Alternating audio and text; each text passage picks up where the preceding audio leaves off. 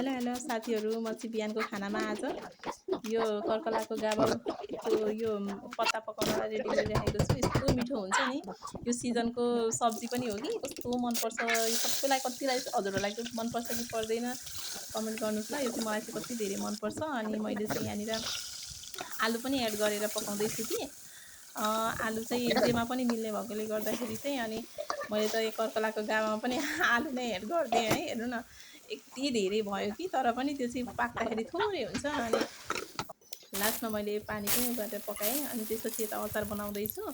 अनि यता अचार चाहिँ टमाटरको अचार म चाहिँ पकाएर मिठो हुन्छ। अनि पकाएर आज फेरि लाइन पनि थिएन। अनि त्यसपछि म चाहिँ बिर्सेछु क्या। अनि म यति गरिसकेपछि चाहिँ अब मिक्सर मेसिनमा चाहिँ म गर्छु भन्दै थिएँ, पिस्छु भन्दै थिएँ। भरे फेरि लाइन रहन्छ भनेर फेरि अनि यही उक्लीमा टक्क पारेर अचार पनि बनाइसकेँ।